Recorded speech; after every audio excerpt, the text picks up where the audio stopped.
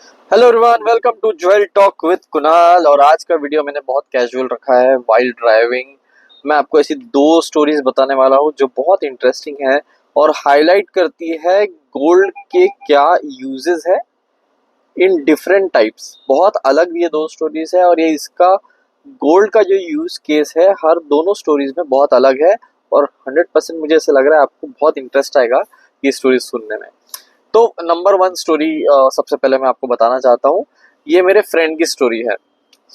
मेरा फ्रेंड है, उसको इन्वेस्टमेंट करने के लिए हमेशा वो म्यूचुअल फंड्स को चूज करता था और उसका इन्वेस्टमेंट जर्नी चल रहा था। बट इन्वेस्टमेंट करते करते उसको जब भी शेयर मार्केट ऊपर दिखता था तो वो उसके म्यूचुअल फंड्स बेच देता था। अब म्यूचुअल फंड्स का फायदा ऐसा है कि आपको मोबाइल पे इजी एक्सेस है, वन क्लिक में आप खरीद सकते हो और वन क्लिक में बेच सकते हो।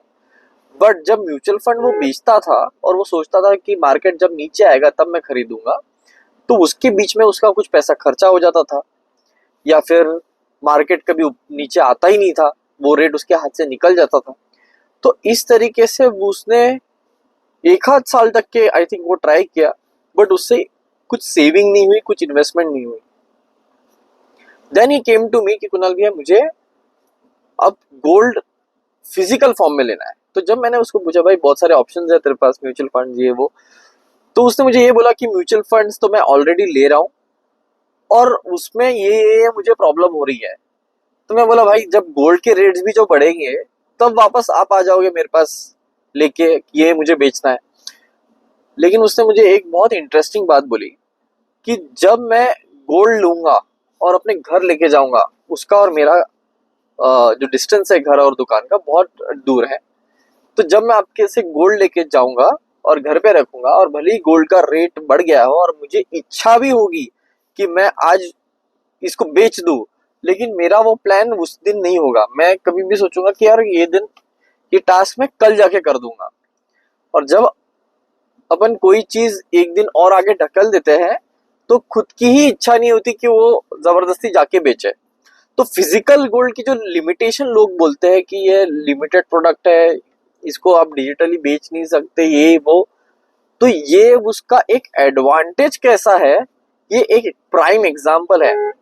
तो उसने मेरे पास से गोल्ड कॉइन्स लेना स्टार्ट किया और धीरे धीरे धीरे उसका कलेक्ट होते गया। कभी भी उसको ऐसे लगा कि उसके बेचना है तो वो हमेशा सोचता था कि यार मैं जो वहां पे जाना पड़ेगा बेचने, रहने नहीं बेचता हूँ। और उस चक्कर में उसका इन्वेस्टमेंट हो गया और एट द एंड जब उसको एक्चुअली कुछ इमरजेंसी आए वो मेरे पास ही आया और उसने अपना गोल्ड बेचा। बहुत ही इंटरेस्टिंग स्टोरी मुझे ऐसी लगती है, जो आज के मॉडर्न जमाने में न्यू ऑप्शंस होते हुए भी एक ओल्ड ऑप्शन की वैल्यू क्या है वो बताता है। अब स्टोरी नंबर 2 की तरफ आते हैं। स्टोरी नंबर 2 बहुत इंटरेस्टिंग है क्योंकि वो बंदा खुद एक म्यूचुअल फंड मैनेजर है। तो एक मेरे म्यूचुअल फंड मैनेजर जो फ्रेंड है, उन्होंने गोल्ड लेके रखा था, कहीं से लेके रखा था बहुत दिनों से। And what was happening is उनको एक जगह में इंटरेस्ट था, मतलब रियल इस्टेट वो खरीदना चाहते थे। और जो रियल इस्टेट प्रॉपर्टी थी वो उनके एक फ्रेंड की थी जो एनआरआई है। और एट फ्राइडे उनको पता चला ये प्रॉपर्टी के बारे में, और सैटरडे उनको कोई भी हालत में वो लेना था क्योंकि वो एनआरआई पर्सन संडे को अपने गांव से बाहर जा रहा था। और एक बार वो अपनी सिटी छोड़ के वापस चले जाता तो शायद वो डील नहीं हो पाती या फिर उसको कोई और अच्छा ऑफर दे देता।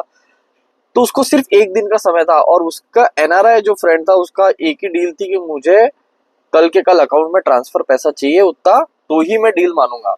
अब इतना पैसा सेविंग अकाउंट में कोई रखता नहीं है और वो खुद म्यूचुअल फंड मैनेजर है, तो उसने म्यूचुअल फंड में अपने पैसे रखे थे। तो म्यूचुअल फंड में जब आपको पैसे की जरूरत पड़ती है, जैसे उसको सैटरडे को पैसे की जरूरत थी, तो उस दिन उसको पैसे नहीं मिलते क्योंकि अगर वो फ्राइडे को भी बेच देता तो सैटरडे को उसके अकाउंट में रिफ्लेक्ट नहीं होता था, वो मंडे या ट्यूसडे को आते थे पैसे।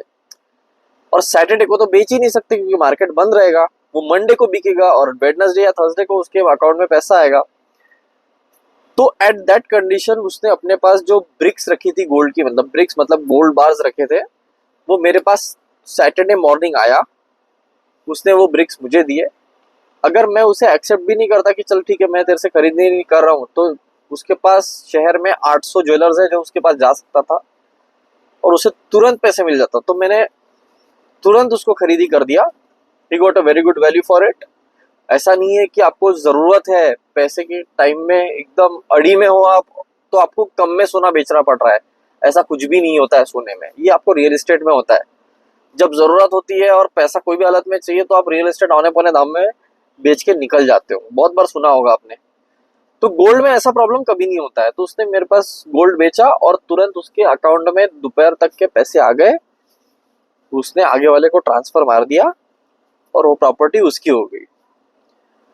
और एट द एंड मैंने उनको जरूर ये चीज बोली कि मतलब देखा, आप मुझे बोलते थे कि म्यूचुअल फंड्स बेस्ट है बेस्ट है, आज आपने सही में देख लिया कि गोल्ड की भी क्या अपनी इंपॉर्टेंस है। देखो, कभी भी मैं अपने वीडियोस में ये नहीं बोलूंगा कि आपने म्यूचुअल फंड नहीं लेना चाहिए कंप्लीटली।